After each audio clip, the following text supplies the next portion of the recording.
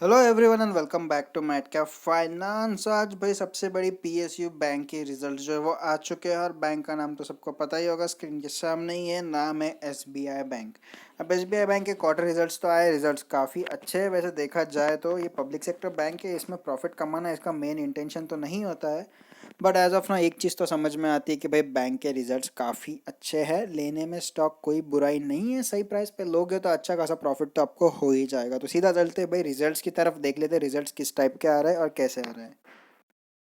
ये जो है रिलीज़ कर दी गई है, इनके कुछ एनपीएस वगैरह और नेट प्रॉफिट वगैरह भी इसमें डिटेल में बताया गया है। यहाँ पे थोड़ा सा फॉर्मेट में चेंजेस है।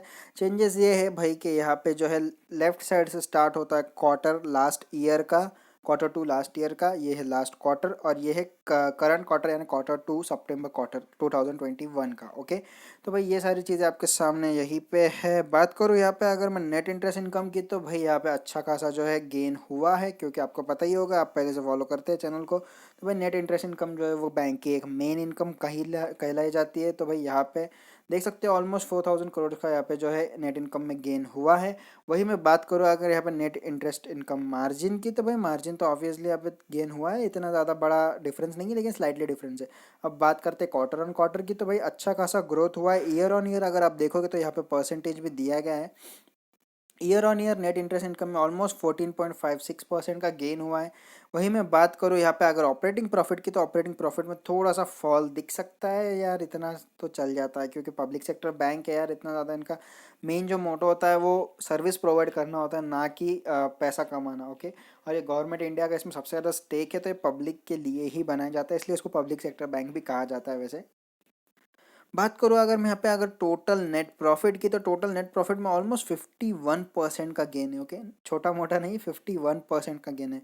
अगर मैं वही बात करूँ यहाँ पे अगर क्वार्टर ऑन क्वार्टर बेसिस की, तो ऑलमोस्ट यहाँ पे 300 करोड़ का गेन देखने को मिलेगा अप्रोक्सीमेटली। और अगर मैं ईयर ऑन ईयर बेसिस की बात करूँ तो ऑलमोस्ट 1500 करोड़, जो कि ऑलमोस्ट 51% है, 51.8 52% के आसपास में आता है। इतना बड़ा ग्रोथ देखने को मिला है, जो कि बहुत सॉलिड चीज़ है। पब्लिक सेक्टर बैंक जैसे बैंक भी अगर यहाँ पे ग्रो कर रहा है नेट प्रॉफिट, तो भाई ये चीज़ तो बहुत ही ज़्यादा अच्छी बन जाती है इस चीज़ में। बात करो यहाँ पे अगर इंपॉर्टेंट रेशोज़ की, तो भाई यहाँ पे अगर आप देखोगे जो एनपीएज है, एनपीए सबसे ज़्यादा मेन चीज़ होती है यहाँ पे, और दूसरी एक होती है सीएआर, कैपिटल एडिक्वेसी रेशो। तो ये दो एक मेन इंपॉर्टेंट चीज़ें बन जाती है यहाँ पे। अगर यहाँ पे अगर हम बात करें नेट नेट एनपीएस के बारे में, तो भाई नेट एनपीएस यहाँ पे ईयर ऑन ईयर ऑलमोस्ट बहुत ज़्यादा गिर चुकी है, क्लोज टू 1% यहाँ पे गिरावट देखने को मिली है।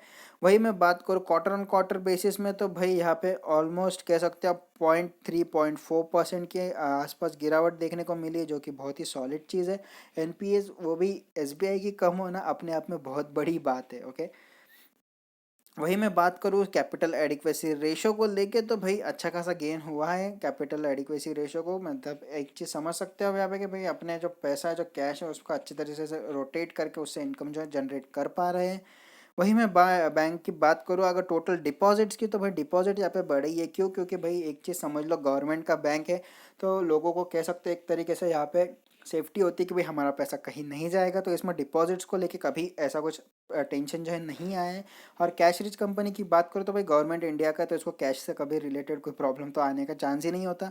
अगर मैं एडवांसेस की बात करूँ, तो यार एडवांसेस में भी अच्छा खासा 6% का गेन दिखा है, डिपॉजिट में 14% का गेन दिखा है। और वही मैं बात करूँ रिटेल पर्सनल एडवांसेस की, तो भाई वहाँ पे भी ऑलमोस्ट 14-15% का गेन जो है वो दिखा है।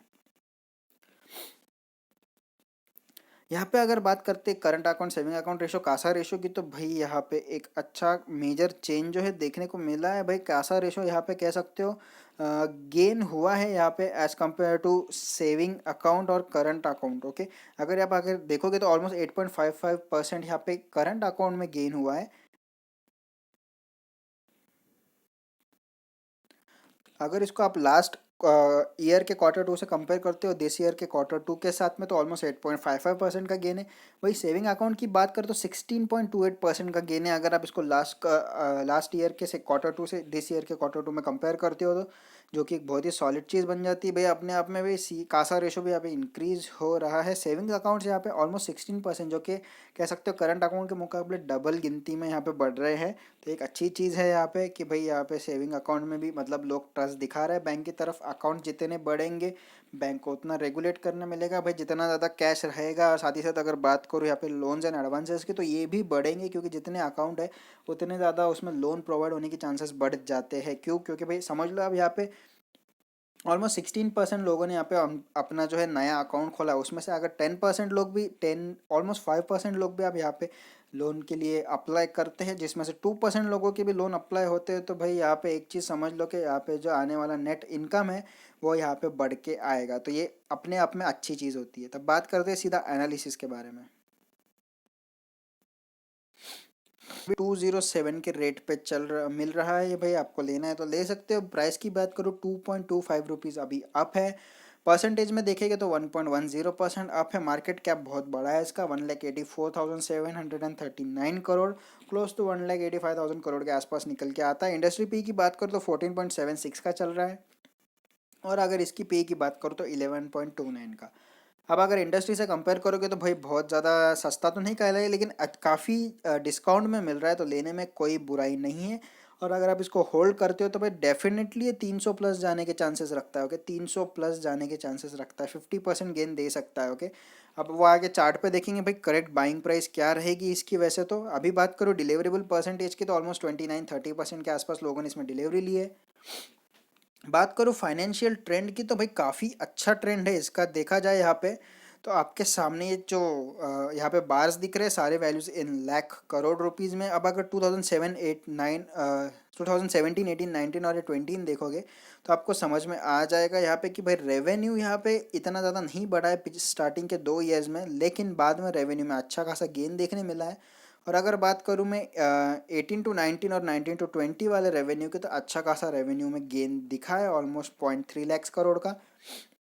वही मैं बात करूँ अगर प्रॉफिट को लेके, तो आप देख सकते हो 2017 में इसका प्रॉफिट ऑलमोस्ट जीरो था। वही 18 में बात करो तो माइनस में जा चुका था, 0.05 लाख करोड़ माइनस में। वही मैं 19 की बात करूँ तो भाई positive, negative to positive almost 0.07 का जो इसका गैप था उसने फिल कर लिया है, जो कि बहुत अच्छी चीज़ है।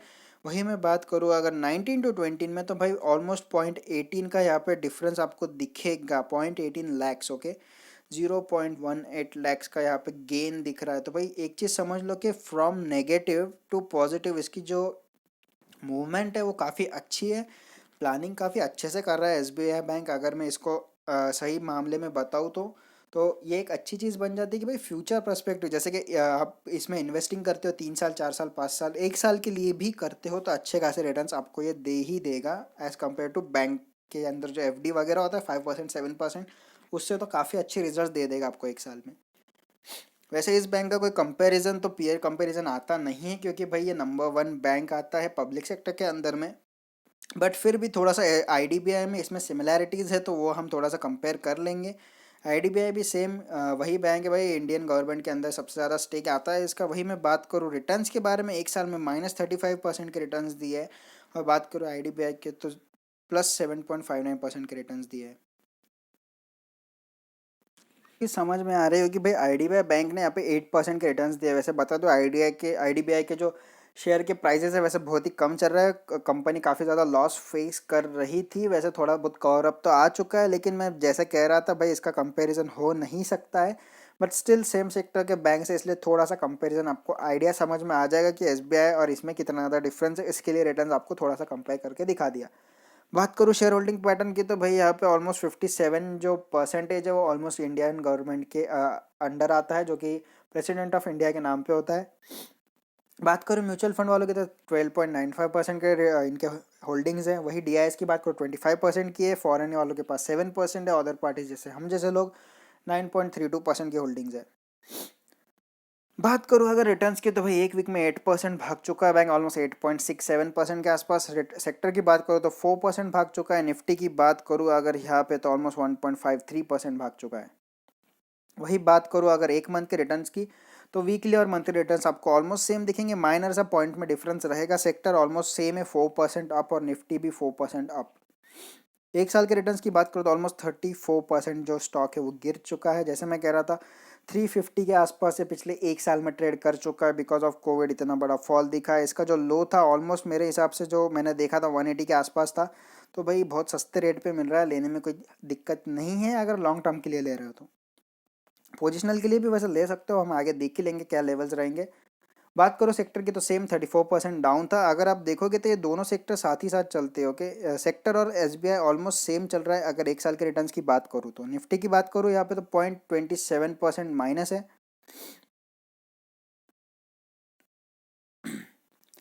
अब चलते हैं भाई मेरे फेवरेट पार्ट चार्ट एनालिसिस पे। तो एक मंथ के रिटर्न्स आपके सॉरी एक मंथ का चार्ट आपके सामने ही है। यहाँ पे इसमें एक चीज़ देखने वाली है कि स्टॉक जो है अभी करंटली जो इसका 200 मंथ का मूविंग एवरेज इसका सपोर्ट ले रहा है, इसके लिए मेजर रेजिस्टेंस है वो है अभी 100 मंथ्स का मूविंग एवरेज। वैसे मूविंग एवरेज काफ़ी बेरिश है इसके लिए। 20 और 50 मंथ्स मूविंग एवरेज का क्रॉस ओवर हुआ है यहाँ पे नेगेटिव साइड। और वही मैं बात करूँ 120 डेज 20 मंथ्स मूविंग एवरेज की, तो यहाँ पे भी एक नेगेटिव क्रॉस ओवर देखने को मिला है।